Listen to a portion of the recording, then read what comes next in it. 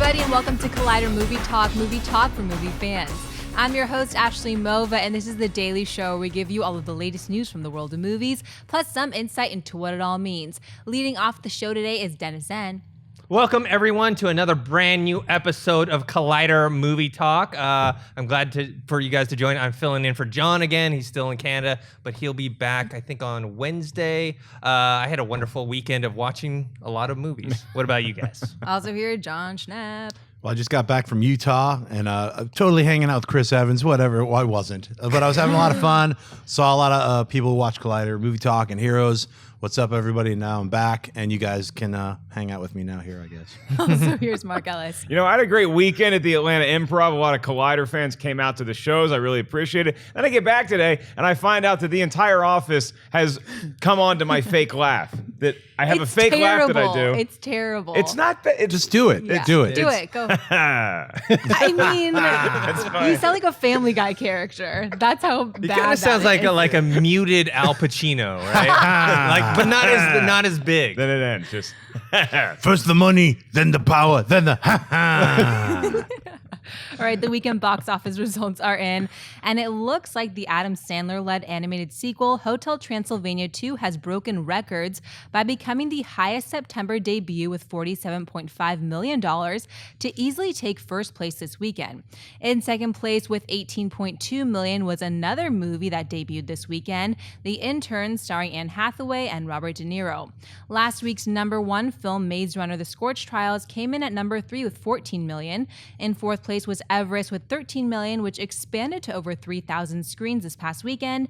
And rounding out the top 5 was Black Mass starring Johnny Depp, which made $11.5 million in its second week. Dennis, what stands out to you from this week's results? Well, of course, it has to be Hotel Transylvania 2 because it like easily won. It broke, I guess, September records. And also it says that, I guess, while Adam Sandler's live action movie career isn't doing so hot, his animated movie career is doing just fine. I've seen I watched 4 movies this weekend. None of them were Hotel Transylvania. I saw Sicario. I watched Black Mass, The Intern, and Everest. So now I guess I have to go see Hotel Transylvania. everybody else is doing it. Apparently. Mark, what do you think? Yeah, I mean, the Hotel T2 is obviously impressive. I like the movie. I saw it. I wasn't that familiar with the first Hotel Transylvania, but, you know, the franchise animated element, it makes sense. It's September. Maybe there's not a lot of other things for kids to go see right now. The Intern is impressive as well. Everest, I thought, might do a little bit better than it did. It only made $13 million, which isn't horrible, but it was so impressive on IMAX last week when it was only in IMAX formats and it still made the top 5 that I thought maybe it'd have a bigger bump up around the 20 million mark. It didn't. Sicario is another one to look out for. The way that Everest was released was just IMAX. Sicario was very limited release last week, a little bit more theaters this week, and it did very well. It made like 1.6 million. So when that comes into its full expanded release this weekend, it's going up against The Martian and The Walk. That's going to be a real competitive weekend. Schnepp? Yeah, I'm really glad about The Intern. I mean, I haven't seen it yet, but all of the trailers really felt like, wow, this is going to be a fun film. And I think that communicated to the audiences and everybody went out to see it. They were like, I want to see Robert De Niro, you know, doing a role that he's really good, like feels good. It's going to be a good comedy. So Where he's trying. Yeah, where he's trying. I think everyone. He's not just Yeah, you get it. You get that feeling that he's not hang it. Yeah, I agree with you. On Friday, me, Christian, and David Griffin made our predictions, and none of us got it. Sinead got the top 3. David actually got the closest and the furthest at the same time. So he got 4 out of the 5. However, his second pick for second place was Green Inferno, which was nowhere near that at all. Did you guys... I didn't even know it came out. Did it come out? Yeah, it came out. It came out in I think around 1,500 screens, and they did a really interesting marketing campaign with it, where they were really targeting demographics that historically do well with horror movies and like markets and areas that people have a lot of horror fans there. So I actually saw most of the movie this weekend in Atlanta at the Phipps Center, but I couldn't stay for the whole thing. So I had to go get ready for the shows. So there weren't a lot of people in my theater, but it made like $3 $30.5 million. So on a the fact that this movie's released at all is good for Eli Roth because they had some distribution problems with it, but I'm not sure it'll do much better than that. But speaking of horror movies, too, The Visit also, I think it cracked $50 million. And that's just a budget of $5 million, so that's pretty good. Wow. M. Night's back. He's back, baby. Jam hammer. All right, what's next? Recently, there have been some reports of Furious 8 having trouble finding a director despite the huge financial success of the franchise. However, star Vin Diesel took to Facebook to clear up some of the rumors. Here's what he posted. The fans of Fast and Furious Saga are the best fans in the world. Since I became the producer in 2008, you have been with me every step of the way, literally giving me feedback that proved invaluable. Thank you. My producing partner, Neil, would love for me to just sign off on a director, but this is too special of a franchise, so these matters have to be very carefully handled. To be clear, no one has been offered to helm Fast 8 yet, let alone seen a script. Universal has been so good to me and so trusting of the vision. They have been like family. I promised the studio I would deliver one last trilogy to end the saga. I will announce the directors on my next post. Mark, what do you think of Vin Diesel's post and the announcement of one last trilogy with Furious 8, 9, and 10? Okay, well, first, I have a lot of thoughts on this. First of all, the Fast and Furious fans are not the best fans in the world, okay? They pay to see cars drive fast, and it's really exciting. They're not Star Wars fans. They're not Disney fans. They're not Marvel or DC fans. So cool it on that. As far as him it's hilarious to read him say, I promise Universal I'd deliver one last trilogy. Like, one last 3 movies. Here you go. Reading all these things, and then on the heels of some reports coming out that maybe Vin Diesel wasn't the easiest guy to direct in the last Fast and Furious movie, where he might have been like trying to set up shots with the director and maybe stepping on some toes there. It's not surprising to me that they're having some trouble finding somebody who wants to work with Vin Diesel. But I think that ultimately this will get resolved because, like Ashley pointed out, and like he said in the comments, this thing is such a moneymaker. This thing is such a cash cow. They are going to be able to get a director, I hope competently, who comes on board and can work with Vin Diesel, because Vin Diesel, I give him all the credit in the world, he has a very specific vision of where he wants his franchise to go, and it is his baby at this point. You don't know if Triple X is going to come back and do anything. You don't know what The Last Witch Hunter is going to do. This is your bread and butter right now, so I get that he wants to take his time with it, but I think that some of those rumors of him being harder to work with on set than in previous movies might have impacted them finding a director. Schnepp? Well, I mean, most interesting is directors, when he said, so obviously I think they're going to do what the Star Wars gang is doing, not to compare Furious and Star Wars, but I'm just saying they'll get a guy to do Furious 8, another director to do Furious 9, and yet another director to do Furious 10, so that they could either simultaneously shoot certain sequences and try to maybe save some money by shooting all 3 back to back. Who knows how they're going to do it, but I think it's a smart choice. I've also heard Diesel's a little difficult to work with sometimes, get into some shenanigans and creative decisions and, Shenanigans. Diesel, is this your banana peel? Hey, are you trying to tell me how to do my job? I don't know how Diesel really laughs, but I want him to laugh like that now. I don't know that he does laugh. Maybe he's like kind of like the penguin. Oh, he definitely laughs because I love this picture that Ray chose out for Vin Diesel. Look at him. He's like giggling, all happy, like he's like he knows how much money he's making off this franchise. He knows how much he got for just saying, I am Groot. That's why he's giggling. Yeah. I'm wondering about these rumors too. They were saying that James Wan was offered a buttload of money and he turned it down. Life-changing amount of money. That even then he still didn't want to come back. That's just rumors. I don't know if they're true or not. It's probably the truth probably lies somewhere in between. Maybe he hasn't offered the position to anyone, but I bet you they had preliminary talks with James Wan. They probably had his people talk to Vin Diesel's people and said, hey, are you interested in coming back? And he's probably like, no, I'm busy with other stuff. I got Spicy Larry up on the front. Spicy Larry. But then as far as the trilogy goes, he's like, oh, we're going to deliver one last trilogy.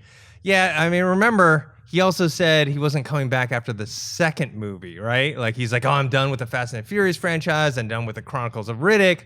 Guess what? He came back to those two. So even though he's saying he's delivering the last trilogy, I don't quite believe him. I think he may come back for some more. Yeah, at some point on this show, there's going to be a buy or sell segment where do you buy or sell if there's 3 movies left? And I got to think that number's up around 5 or 6. As far as Fast and Furious movies with Vin Diesel starring in them, I think it's going to be more than just a trilogy. Sure. And I think you're right in terms of the director's comment where they're I think they are going to bring in different directors for each one. My question is, are they going to bring established directors, or are they going to bring in maybe some younger directors? Remember Justin Lin, when he first got onto the Fast and Furious franchise, he wasn't as well known as he is now. Now he's doing Star Trek and he's well known for Fast and Furious, but back then he hadn't done that much, and he kind of learned how to like work on these big budget action movies. And I think with 5 is the one where he kind of really shown through, and then from there he did what, 5 and 6, Right. And so I don't know, maybe they're gonna bring someone like that Well, I in. heard Uwe Boll wasn't available to do the trilogy, so they were like, and he was, I'm not just gonna do one, I have to do all 3, so he's out. I know that. So. And then Tommy Wiseau's like, I can do it Yeah, too. I could, but I only want to do the second one after the first one is complained about. Yeah. Can you imagine what would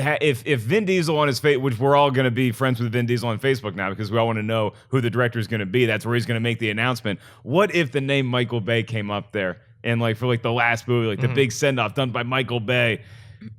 I wouldn't be excited, but it makes sense. Yeah, definitely. I would be kind of excited. I'd like to see what he'd do with it. Lots of like it would be Bad Boys Part 9 or whatever, or 10, you know.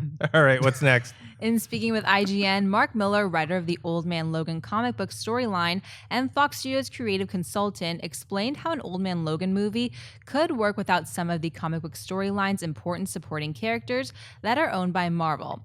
In the interview, Miller stated, "They're not important to the story. The way I work that thing is I actually structured it as I broke it down mechanically. I figured out going from this part of America to that part of America and what he would encounter along the way, and then I added in the adversities later. Basically, Wolverine doing the road movie is the important thing, and he has a friend, a blind Hawkeye, with him. But that friend could be Cyclops, and he could be blind by the fact that his ruby quartz visor is broken, and he has to keep his eyes closed the whole time and everything, but still insists on driving the car they're crossing America with. There's lots of stuff. Instead of the Hulk, you could have the Blob or something." Schnepp, what do you think of Mark Miller's statement that Old Man Logan could work without several key Marvel characters? It's a great statement, and it's very true. I mean, if you read Old Man Logan, of course they have a lot of stuff that's like homages to all different kinds of superhero stuff. They have the spider buggy, which is really just a toy, which was always like stupid to me even when I was a kid. It's like, why does Spider-Man need a car to drive up this building? He can crawl. But I still wanted that spider buggy. So I think, you know, Fox is going to be really smart about and it's really a smart idea. Replace the Hulk with the Blob. Replace Hawkeye with Cyclops. You can replace every single character instead of, of Captain America's shield and Red Skull. You can have them replaced with whoever they've got, whoever they want to put in for the adversary for, Logan to fight within the structure of the story Old Man Logan. I think it was 6 issues when it came out, so it'll get condensed and cut down to make it movie size anyway, but I don't think any of the, Marvel characters that Fox doesn't have will make the film any less better, so. Well, I mean, he is the original writer of the storyline, so I trust him. However, I don't know if he would be saying these exact things if he wasn't a creative consultant for Fox, and he probably has something to do if they are doing an Old Man Logan movie. Maybe if he wasn't involved, he'd be like, how dare you change all my story ideas? I don't know if him saying they're not important to the story is exactly right. But yes, they can make it work with other ones. The one that I'm a little hesitant about is the Hulk. Just because the storyline has his offspring kind of factor into that. And how do you do that with the Blob? I'm not too sure. The inbred, weird, just a whole bunch of giant fat people. Yeah. Just like really, and when I say fat people, I mean fat people like giant 500-pounders who are immovable, like the Blob. He'd always be like, "Come at me," and you'd be like, Well, that's interesting to me because that was the weakest part of his statement. Was it sounds like he's put some thought into this, but nothing on paper yet because he's like, we just replaced the Hulk with the Blob or something. I don't know. Like he didn't seem like he had fleshed that part out all that much. I like hearing that the host of heroes isn't that upset that they might make some changes. That gives me confidence because if you do have to lose a Hawkeye, you have to lose a Hulk, what you replace them with is the more important thing. And we've seen Wolverine have interactions with the characters that Mark Miller's talking about on screen before. So there is some sort of history with the movie-going audience, even if the comic book audience isn't going to be a huge fan of those changes. And look, Mark Miller, a lot of what he does turns out really, really good. So I would have a lot of faith in that guy if they were doing an Old Man Logan movie. I have a question for you, Schnepp. Who would you replace Red Skull with then? out of the X-Men or whoever Fox owns? Boy, well, I mean, obviously they're doing Apocalypse right now. I'd make him Mr. Sinister. I mean, there's a whole bunch of different characters that they haven't even touched on yet in the X-Men universe.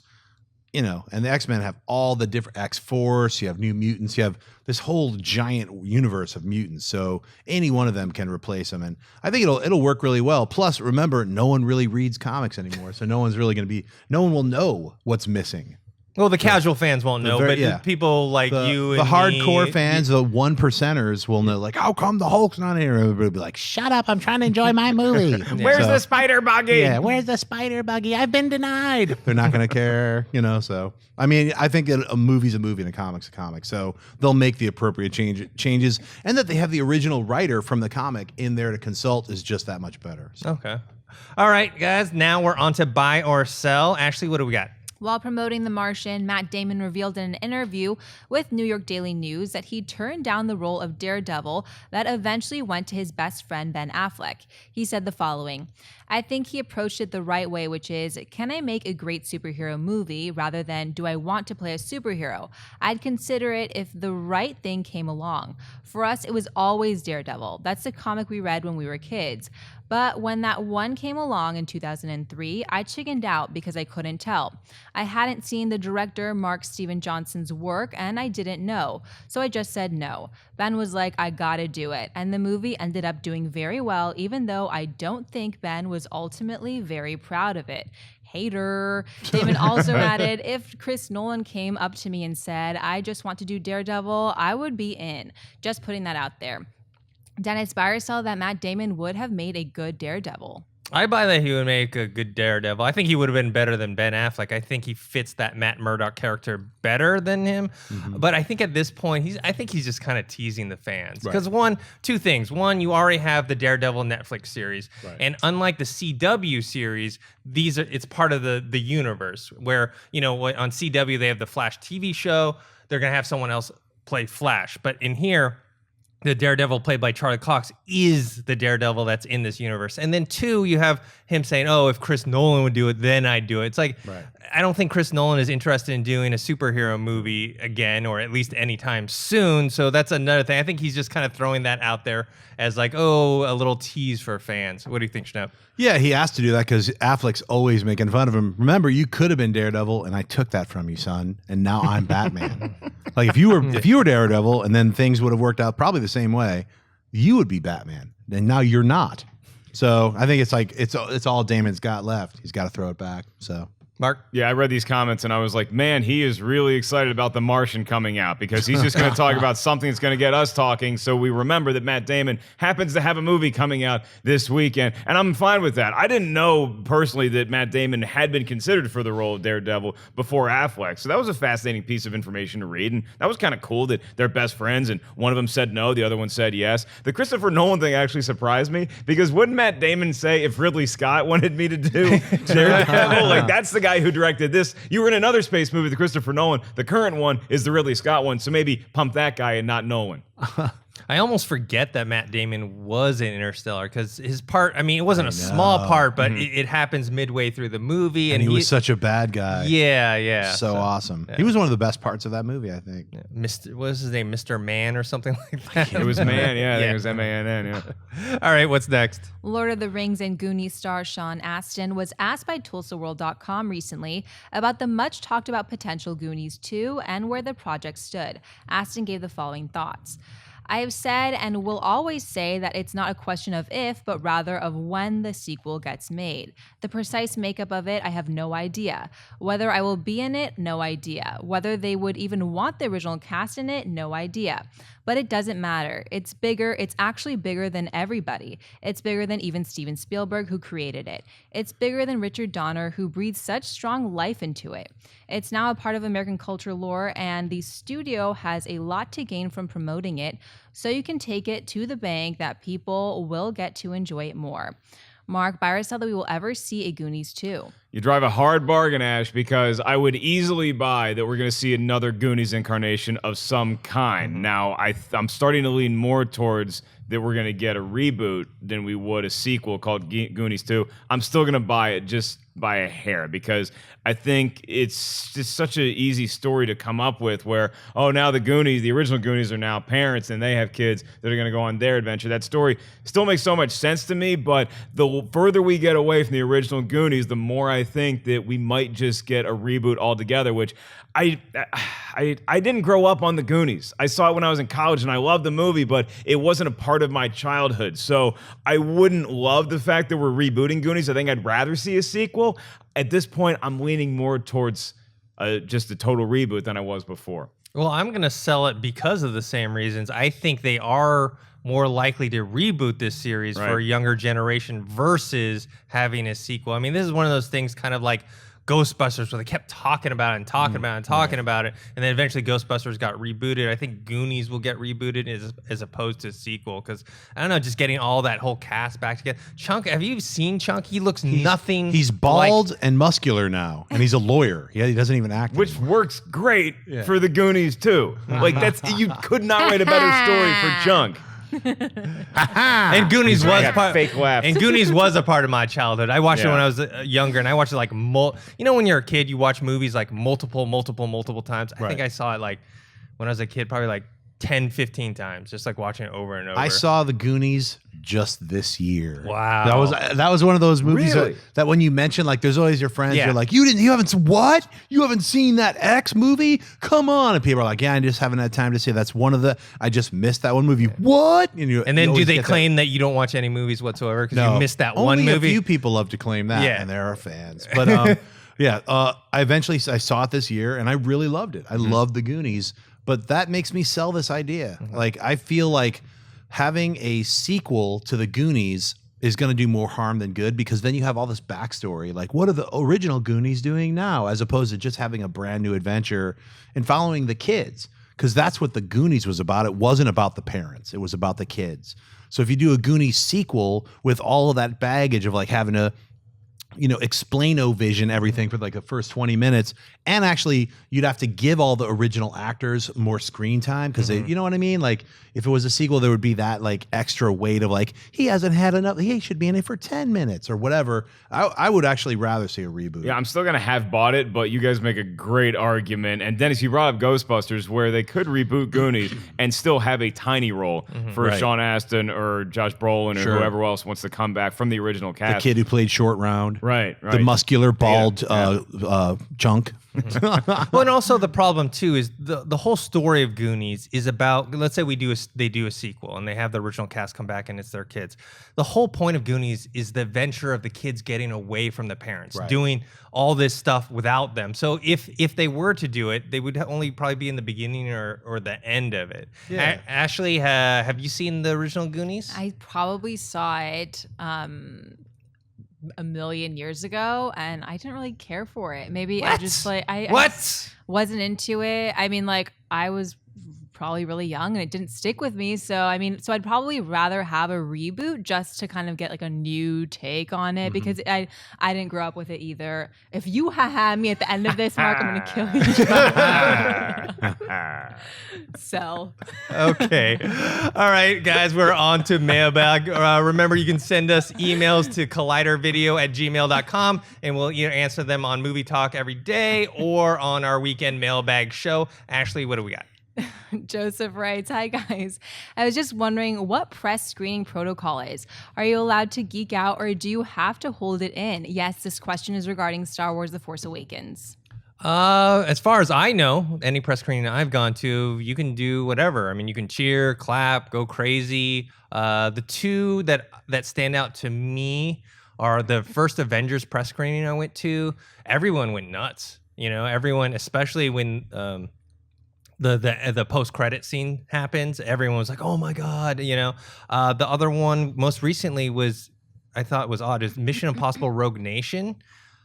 The people that I saw it with, the press there, actually clapped and wowed more than when I saw it at the theater with the normal audience. So I thought that was a little strange. What about you guys? For me, I would echo those sentiments about the first Avengers, the Avengers film. Seeing that early was like really fun. I mean, I wasn't the press. I just saw it early, and it was like, I mean, that was kind of, and also not being able to talk about it sucked because you want to be like, and then you can't share it with everybody. So I'm not a big fan of doing the really early screenings just for myself because I don't review films and we talk about them here because I want to be able to talk about them with everybody. So. And, you know, occasionally when I do it, I can only talk with you guys. Yeah. You know what I'm saying? Wait, you don't like talking movies with us? You don't? I love it. It's just, you know, it's the boys club and plus Ashley and some other people. So it's the boys club, time permitting, Ashley. Mark, do you remember any protocols that they tell you about before going to press screening? Like, keep it down. No, I've never gotten anything like that in my years going to press screenings. Having said that, I haven't been to a Star Wars movie as a member of the press yet. I will be showing up in Kylo Ren costume with the cross guard whenever I'm allowed to go see that movie, hopefully sooner than later. But something like a Bond or like an Avengers, like, yeah, people get excited for those, including members of the press. Sometimes when it's a comedy, what they'll do is they'll have the press screening at a movie theater for the public, and then they'll have people waiting in line. So fans of the comedy can come in because I guess they think that helps. The press members think it's funnier than it actually was. But one of the best screening experiences I've ever had was Bridesmaids because that entire theater, press and fans, were just howling throughout that movie. And it made me, you know, I love the movie, and that's one of the reasons why it was such a fun theater experience. No, maybe they should have gotten the audience for what was that? The Spicy Larry movie with Reese Witherspoon and your favorite film of the year, Hot Pursuit. I saw that movie in the theater, and I kid you not, people were just dying from laughter. I'm not kidding. I remember you telling me. Yeah, I was in the theater and I was like, I was watching it, you know, just because you guys had talked about it so much, and people were just dying from laughter. Oh, I can't imagine. The one thing I do think though is the press, instead of on the opposite end of that, yes, we can get super excited and cheer and laugh. The one thing I think the press, etiquette-wise, can't do. We can't boo a movie. You know what I mean? Like, okay, when I saw, I always tell the story, The Last Airbender. I saw it at a midnight screening, right? It's actually one of my best movie-going experiences because the movie was so bad, the whole theater turned on it, and about like 20 minutes in, everyone's just yelling stuff at the screen, right? You can't do that at a press screening. Imagine if you went to a movie and you just start yelling, "This movie sucks. This is terrible." You can't do that because the PR people are right there. Yeah, there's no heckling at. I'm trying to think if there was ever a heckling experience that happened at a press screening, but I mean. Oh yeah, all of us, Wendy and we went to go see a movie that we still can't talk about. And you had some stuff to. Oh, we have a lot of stuff to say about it, but just had to be silent. You know, it was great. I saw Mission to Mars with a real audience, like just regular style, and that was that movie that everyone by halfway through the movie sucked so bad. People were like, "You got to be kidding me!" And I started yelling out, "What's going on?" And people were laughing because the movie sucked so bad that it was fun to just rip on it and get other people to joke in, and no one cared. No one was like, "Quiet! I'm trying to enjoy this horrible movie." It was like, "Please, someone say something so I don't fall asleep." It's more entertaining that way, right? A movie gets to a point where it's so bad, it's like, okay, let's just have fun now. Yeah, or going to an advanced early screening. Some people out here usually get to go to like screenings in Tarzan or whatever, but they do these early screenings. I got to see the Fury Road Mad Max movie really early, and the crowd went nuts. So it was great because all the people who are actually responsible for making the films, like the producer was there, and everyone was like sweating bullets. Like, are people going to hate this movie? And people went crazy. They were like, "I live, I die, I live again." Everyone was freaking out. And no one knew these things. Like, "I'm feeling shiny." People are like, "What are you talking about?" "We have to wait 6 months." You know what I mean? That's a like, long time. I know. That was painful, but it was really worth it, man. All right. Ashley, has there been a movie that you've seen that you've gone to where like the audience like kind of turned on it? And I honestly, I think that the audience that you watch it with has so much to do with your opinion of the movie. Like if you're with a bunch of people that think this movie's hilarious, like you're just kind of gonna, I think psychologically you're gonna lean towards this movie's funny. But the one screening that stands out to me always was the Annabelle screening. I was in like a tiny theater and it was in the middle of the afternoon. There was like 5 people in there, and I'm in like in this tiny theater watching this horror movie. It like, I think that experience made it that much scarier because you're in this like empty theater with like 5 people in there. So I think your environment kind of affects your take on the movie. But I was wondering though with this question if they were talking about the embargo of your opinion of the movie. No, I think it's more of like, are you allowed to geek out or have to Like hold it? after you see the movie, can you review it? No, Like, no, can you talk during to the about it? movie, like During the cheering movie. and clapping. Like, going, yeah, and Star Wars is that movie that Yeah. like you're gonna see Han Solo and Luke Skywalker and Princess Leia on screen again, and that's all of our childhoods. And it's like, yeah, you're gonna. I mean, I don't know if geeking out is if weeping is under the category of geeking out. I'm gonna be weeping multiple times in a press screening of Star Wars. It's Are gonna you happen. gonna dress up? I'm gonna wear a Star Wars. I'm gonna support my fandom. Okay. I'm not Can gonna. Are you guys I'm not gonna gonna- go full Captain Phasma, but you're gonna know I'm a Star Wars. I saw people, like 6 different people dressed up as Kylo Ren at the Salt Lake City Comic-Con. And then I went out to one of these after parties, and 2 people who were working on that and episode 8 were there and like just gave me some news that freaked me out and made me like, this movie's going to be so good. I'll tell you my later, gosh. but I find it's not Reveal even it. like, it's not Spoil it. major spoilers, but it's like 2 scenes that are just like, just dropped my jaw. Like I was like, this can't be real. And I was like, it's giving me goosebumps even talking about it right now. It's my freakish. And it's like, gosh. you know, when you meet like, I'm an artist. And then you're like, I actually did tons of conceptual drawings. It's like stuff like that. You kind of half want to be like, hey, tell me everything. But Yeah, I was right? like, we're all drinking. I was like, whatever, man, that's cool. But what else can you tell me?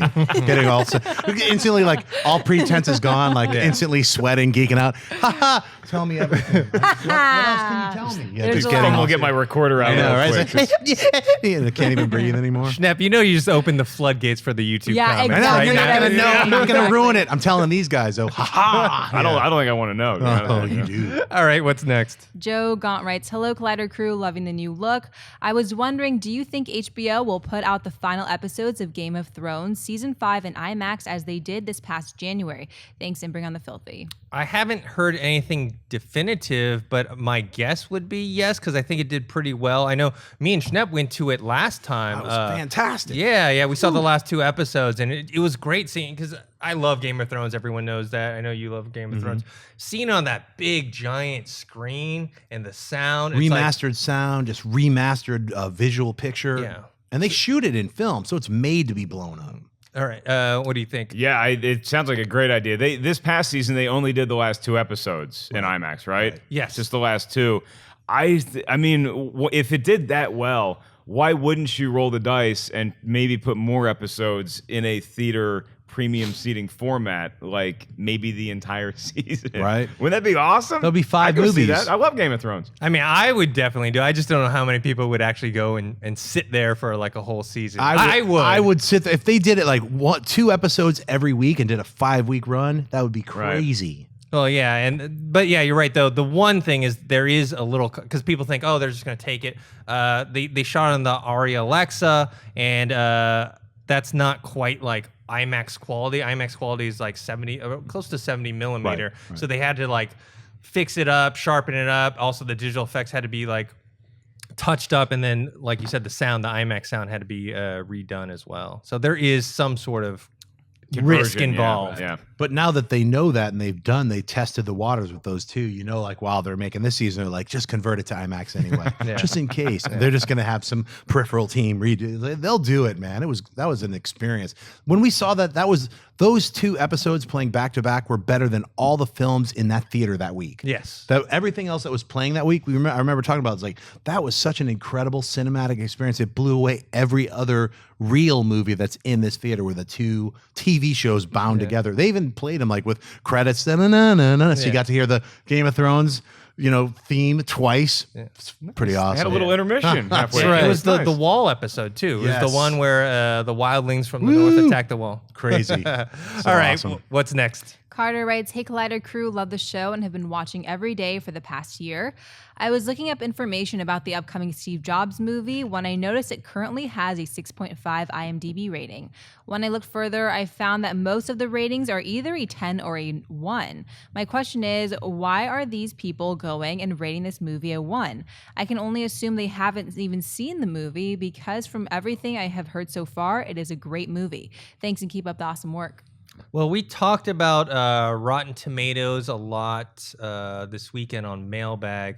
IMDb, I have to say, never ever pay attention to IMDb ratings. They're terrible, because it's always a lot of just fanboys going to something they either love or something they hate, and it's all 10s and 1s. We know most movies, actually like 95% of movies out there are not 10s or 1s. They're always somewhere in between. So anytime people are doing that, also, yeah, no one's seen this, hardly anyone's seen this movie. This is mostly people writing in stuff like, either they hate Steve Jobs or they hate whatever the portrayal of Steve Jobs, or I read someone wrote in, oh, well, another Steve Jobs movie. That type of thing. I saw this happen with Selma as well. They're like, oh, another movie about, blah, blah, blah. And then they gave, before it even came, like 3 or 4 months before it came out, it was like the rating was similar to this. I don't know. What do you guys think? Well, I mean, yeah, it's like, is IMDb any more or less official than Wikipedia?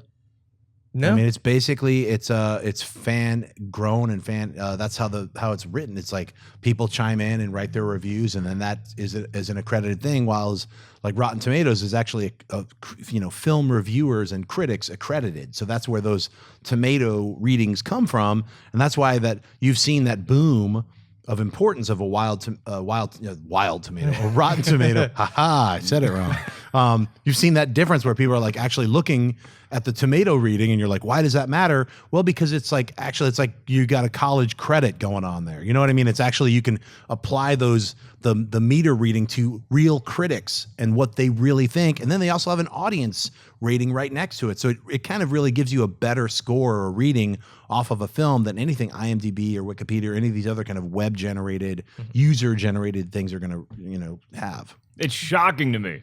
Would you think if there was one movie on Earth that could be like the number 10 on the internet, it would be a Steve Jobs movie? It's like, you're only on the internet because of helping that dude what he did in the first place. So have some respect for Steve Jobs and click 10 or click 1. It doesn't matter. You don't have to have seen the movie to vote on it. Like Rotten Tomatoes, you have to have seen the movie to give your opinion on it. IMDb, I love the website. It's great, just not for ratings. Yeah, I don't judge it. And even with Wikipedia, it is user generated, but at least there's a community there that kind of tries to patrol it. And obviously some certain things get through that aren't factual. Right. But with IMDb, you just like 0, 1, 10, anyone, as long as you have an account and an email address, you can just sign, because that's why you see certain movies on IMDb rated super, super high or much higher than you think, or low, super low compared to what you think it is. All right, guys, I think that's it for today's episode. I want to thank the people who joined us at the table today. Schnepp, where can people find you? You guys can find me on Twitter and Instagram, just at Jon Schnepp and at tdslwh.com. You can also buy the film there. You can actually watch The Death Superman Lives, What Happened, which is a 91% Rotten Tomatoes score, the highest Superman movie that's not an official Superman movie. I beat every other Superman movie, not just me, but my entire team who made this documentary. So if you want to see it in the theaters, it's playing right now at the Laemmle's Music Hall for the next 4 days. It's actually playing in the theaters. It's going to also be playing at the Oakland Theater Parkway in San Francisco this Tuesday, tomorrow. So check it out. Thanks. Mark, where can people find you? On Twitter and Instagram at 5150 Ellis, and you can go to iTunes and get my stand-up album. It's called Get to the Castle. Fake laughs for over an hour. And Ashley, where can people find you? Twitter, Instagram at Ashley Mova. Happy Monday, guys. And you can find me on Twitter at ThinkHero, on Instagram, Dennis.tzeng. Also, don't forget to subscribe to this YouTube channel. That's youtube.com/Collider Videos. Also, don't forget to check out great movies showing at AMC. I just watched 4 movies this weekend at the Burbank AMC 16 here. So check it out at www.amctheaters.com. Check out for showtimes and movie tickets, and we'll see you guys tomorrow.